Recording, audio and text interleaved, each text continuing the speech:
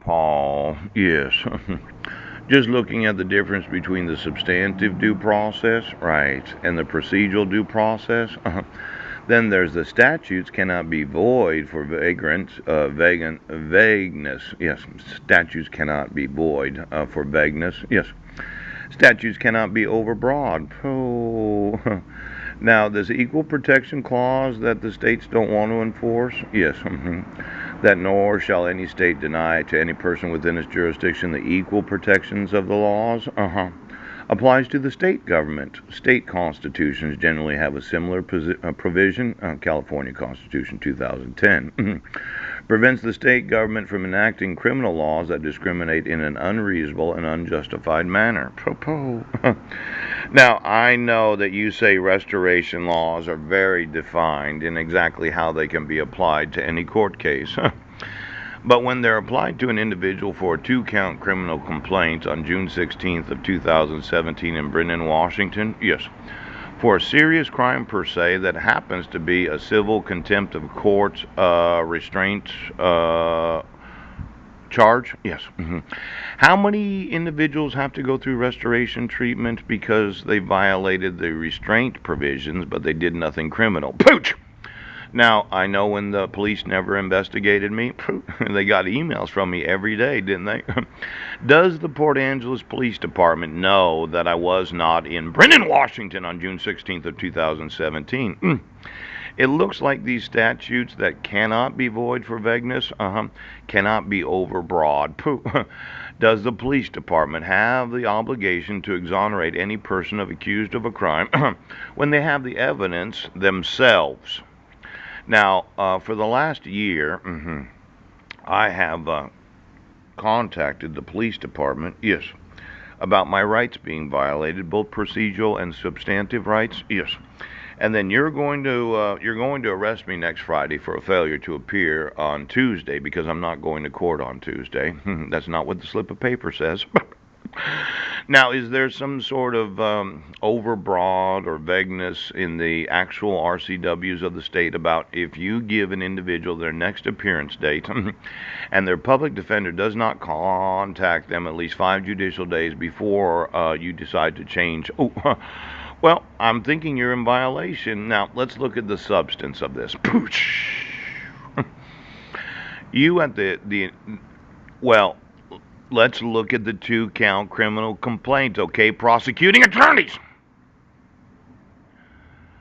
You say that you have some evidence that you would not give to me, that I contacted my wife through a third party that violates the restraint provisions, and since there's no police officer that actually investigated the two-count criminal complaint, the prosecuting attorney's office did something. Now, these restoration laws, have they actually been defined as when they are applicable during an accused court procedure? Now, I noticed for a year, Speedy didn't toll until you had that mental health evaluation. But I would have thought that as a procedural due process, restoration laws only come into play when you are sure that there is evidence enough to find guilt of the accused and there are witnesses on behalf of the victim. Yeah. But you don't allow me to compel any witnesses on my behalf, and you wouldn't allow me to admit the evidence that I was in Port Angeles, Washington on that day. I mean, when you think about making videos, P. Budnick 21, yes. See, there's a lot of evidence in 224, isn't there? Poo-poo. But there's those community guidelines again. Cha-choo. Now, I'm just wondering how the state legislature couldn't put some sort of condition of the application of the restoration laws so that they're not overbroad. Yes. That at the first get-go you decided you're going to have a 1077 instead of admitting any evidence on my behalf. Now, Amendment Due Process Clause prohibits the federal government from discrimination if the discrimination is so unjustifiable as it violates due process. Bowling versus Sharp, 2010. Might be using that as some sort of precedence in a lawsuit. Yes. Because this discrimination is unjustifiable if it violates. Yes. Now, the prohibition on government discrimination is not absolute. You can discriminate against certain individuals. Depends on the class of persons targeted for special treatment. Restoration laws. Yes. In general, court scrutiny is heightened according to a sliding scale when the subject of discrimination is an arbitrary classification. Somebody that's crazy. Yes. Arbitrary means random and often includes characteristics an individual is born with, such as being crazy or their race or national origin. Pouch!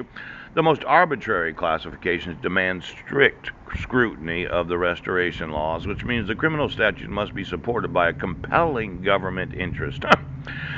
Now, these compelling government interests that the restoration laws have went through, both the federal government and the state government, what is the compelling government interest? Now, I've read the state's response that the government is compelled to make sure somebody is restored to sanity so they can be tried for the criminal offenses that happen to be civil offenses. Yes! Yes! Yes! But this compelling government interest in depriving due process, so that the compelling government interest, yes, the compelling government interest, to make sure that somebody doesn't have notice of court hearings before issuing dissolutions of marriage, to make sure that a father doesn't have notice of court hearings before issuing protection orders, to make sure that no one has any fucking rights at all.